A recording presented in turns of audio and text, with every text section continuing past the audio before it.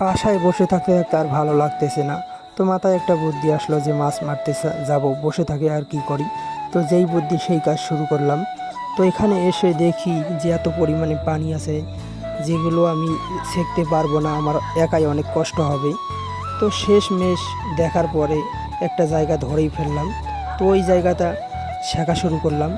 তো ছেঁকতে ছেঁকতে পানিগুলো সবগুলোই কমিয়ে ফেললাম। তো পানিগুলো কমানোর পরেই আল্লাহ পাক যা দিয়েছে তাতেই শুকরিয়া আদায় করি। তো মূলত আমরা ভাই গরিব মানুষ ভাই, আমরা দিন আনি দিন খাই ভাই। তো আল্লাহ যেটা দেয় তাতেই শুকরিয়া আদায় করে থাকি। তো ভাই মূলত কথা হচ্ছে, অহংকার করে বলতেছি না, আসলেই ভাই আমরা গরিব মানুষ, আমরা দিন আনি দিন খাই, এতেই আল্লাহ পাকের কাছে অশেষ রহমত। আল্লাহ পাক যে হালতে রাখবে তাতেই শুকরিয়া আদায় করি আমরা।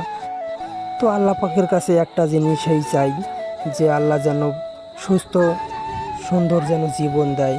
তবে বেশি কিছু চাই না রবের কাছে, আল্লাহ যেন সুন্দরভাবে দিনকাল পার করতে পারি। তো এরকম কিছুই আল্লাহর কাছে চাই। আল্লাহর কাছে চাই না টাকা পয়সা, ধন দৌলত, এগুলো কোনো কিছুরই উপর লোভ নাই।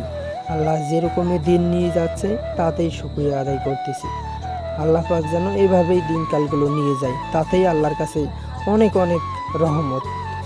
তো এত পরিমাণে রোদ লাগছিল গায়ে, যা বলার বাহিরে। তো শেষমেশ পুকুরে গোসল করার জন্য চলে আসলাম, শরীরটা কিছুক্ষণ ঠান্ডা করলাম। তো ঠান্ডা করার পরে উঠে চলে যাইতেছি। তো আজকের ভিডিওটা এই পর্যন্ত। যদি ভালো লাগে অবশ্যই লাইক কমেন্ট শেয়ার করুন।